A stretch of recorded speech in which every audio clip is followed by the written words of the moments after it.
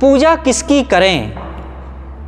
पूजा उसकी करें कि जिसके सामने जाकर के हमें ज्ञान विचार की प्रेरणा मिले। पूजा के नाम पर जहाँ कहीं सिर झुका देना ये ठीक नहीं है।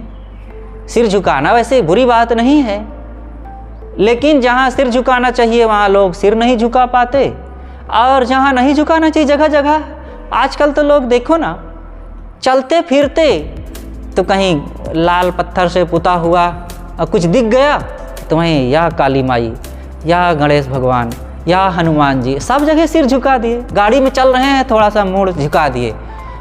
और दूसरी तरफ जहाँ पर सिर झुकाने की, जहाँ सेवा करने की, जहाँ दया करने की ज़रूरत है, उन प्राणियों को उठा के चाकू छुरा मार डालते हैं, काट डालते हैं। तो ये पूजा भक्ति से तो काम ना हुआ। जिनको प्रेम की ज़रूरत है उनको प्रेम नहीं दे पाते, मनुष्यों के साथ, अपने माँ बाप के साथ, अपने लोगों के बीच में प्रेम नहीं दे पाते। और जिनको प्रेम की कोई पहचान ही नहीं है, ज़रूरत नहीं है, और वहाँ खूब हरे रामा कथा कीर्तन हो रही है। हम कलकत्ता में थे और देखते हैं कि गली गली में जो देवी देवता बैठाए हैं और जो जागरण, देवी जागरण और ढोल मजीरा के साथ और बाजा गाजा के साथ, नाच कूद के साथ, इतना कथा भागवत कीर्तन होती रहती है कि क्या कहें, हद से ज़्यादा। और सब जगह है, वहाँ ज़्यादा है थोड़ा इस तरीके से। फैजाबाद की घटना है। आचार्य नरेंद्र देव एक बहुत बड़े विद्वान हो चुके हैं, आज करीब 100 वर्ष पहले। तो वे एक दिन शाम को घूमने के लिए निकले। देखते हैं कि आगे रामायण का पाठ हो रहा है, कीर्तन चल रही है। तो चले गए घूमते घूमते वहाँ भी। तो जो पाठ करवा रहे थे उनसे मिले कि भैया आप ये पाठ कैसे करवा रहे हैं, किस अनुष्ठान में? कहाँ वो भाई को लेकर के।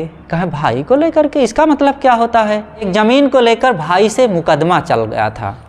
तो हमने सोच लिया था कि अगर हमारी विजय हो जाएगी तो हम रामचरितमानस का पाठ करवाएंगे।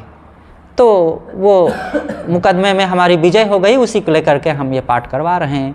तो आचार्य नरेंद्र देव ने अपने पुस्तक में लिखा कि मैंने उसको कस के डांटा कि मूर्ख कहीं का, भाई से जमीन हड़पने के लिए तूने मुकदमा लड़ा और उसके लिए रामचरितमानस का पाठ करवा रहा है। तूने रामचरितमानस को समझा है कि नहीं कुछ?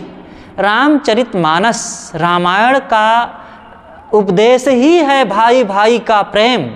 अयोध्या की गद्दी भरत को मिल जाए इसलिए राम छोड़ के जंगल चले गए, और अयोध्या की गद्दी बड़े भैया राम को मिले इसलिए वे जा कर के पैदल चल करके श्री राम के चरणों में डंडे के समान पड़ गए कि भैया आप चलिए गद्दी पर बैठिए, मैं नहीं उसका अधिकारी हूँ।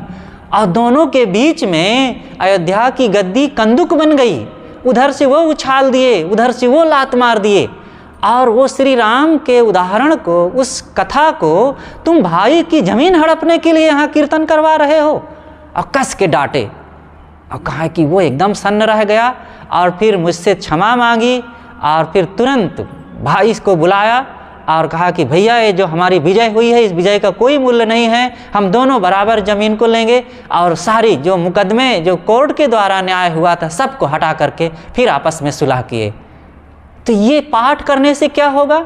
अगर हम भाई भाई के प्रेम को ना कायम रख सकें और पूजा खूब करें देवी देवताओं की, इसलिए सही अर्थों में हमें पूजा को समझना चाहिए, तभी हमारी पूजा सफल होगी, नहीं केवल दिखावा होकर के रह जाती है।